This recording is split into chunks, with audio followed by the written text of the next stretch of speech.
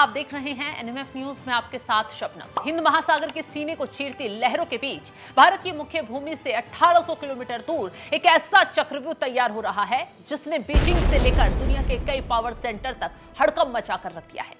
ये चक्रव्यूह है ग्रेट निकोबार परियोजना। जी हां, ये प्रोजेक्ट सिर्फ कंक्रीट का ढांचा नहीं होगा, बल्कि दुश्मन की गर्दन पर भारत का वो अंगूठा भी होगा जिसे दबाते ही चीन की सांसें उखड़नी तय। 166 किलोमीटर के दायरे में चल रहा भारत का ये मिशन शक्ति जो ड्रैगन के गले की फांस बन चुका है।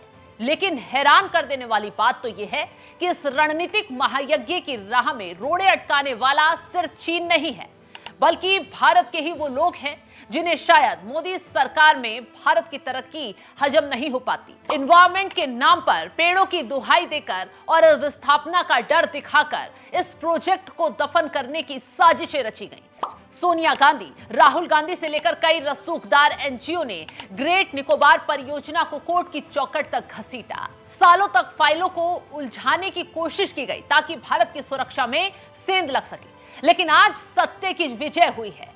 नेशनल ग्रीन ट्रिब्यूनल यानी एनजीटी ने प्रधानमंत्री मोदी के इस ड्रीम प्रोजेक्ट ग्रेट निकोबार परियोजना को न केवल हरी झंडी दे दी है, बल्कि इसकी रणनीतिक ताकत को देश के लिए अहम भी माना है।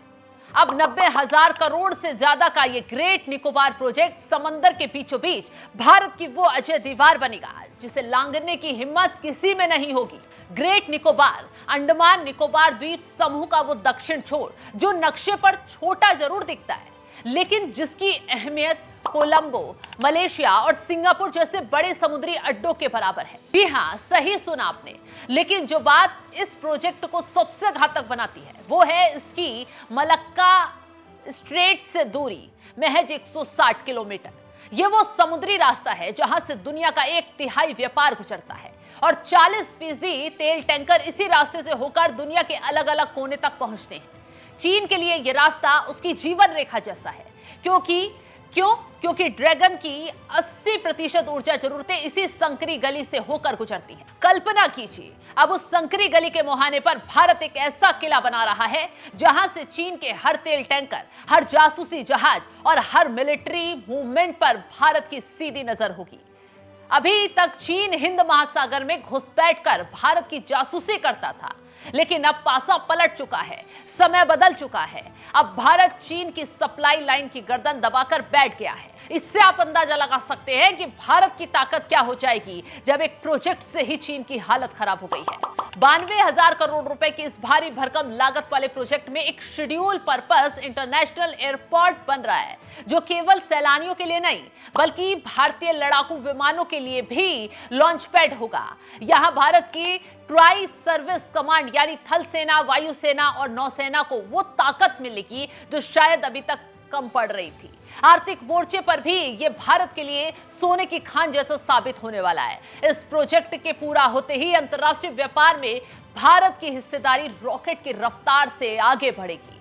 अब तक हमारे मालवाहक जहाजों को कोलंबो या सिंगापुर के बंदरगाहों पर निर्भर रहना पड़ता था, लेकिन ग्रेट निकोबार का ये नया ट्रांसशिपमेंट पोर्ट भारत को समंदर में नया सुल्तान बना देगा। ये प्रोजेक्ट आत्मनिर्भर भारत की वो हुंकार है जो बीजिंग के गलियारों में खौफ बनकर गूंज रही है। सवाल ये उठता है, आखिर जिस प्रोजेक्ट से चीन की हवाइयां उड़ी हुई हैं, जिस प्रोजेक्ट से भारत की सामरिक और आर्थिक शक्ति का डंका बजेगा, उसका विरोध देश के भीतर क्यों हो रहा था? क्यों कांग्रेस पार्टी और उसके शीर्ष नेता पर्यावरण की आड़ लेकर इस सुरक्षा कवच को तोड़ना चाहते हैं? क्या यह महज संयोग है या फिर कोई गहरी कूटनीतिक साजिश का प्रयोग? खैर, अब सारी रुकावटें खत्म हो चुकी हैं। एनजीटी के आदेश के बाद अब समंदर के बीच भारत का ये सुपर वेपन तैयार होने जा रहा है जो आने वाले दशकों तक दुनिया के नक्शे पर भारत की दादागिरी तय करेगा। अब हिंद महासागर के पास चीन के हर कदम पर भारत का पहरा होगा और चीन की एक एक जासूसी करने वाले जहाजों की कमर तोड़ी जाएगी। यानी कि न सिर्फ इस मिशन से मोदी के बड़े कदम से चीन की घबराहट बढ़ी है, बल्कि गांधी परिवार में भी हलचल तेज हो गई है, क्योंकि बहुत बड़ा झटका एनजीटी से जो लग गया है। फिलहाल इस खबर को लेकर आप क्या कुछ राय रखते हैं कमेंट बॉक्स में जरूर बताइएगा और तमाम बड़ी खबरों की अपडेट के लिए आप हमारे साथ जुड़े रहें। नमस्कार।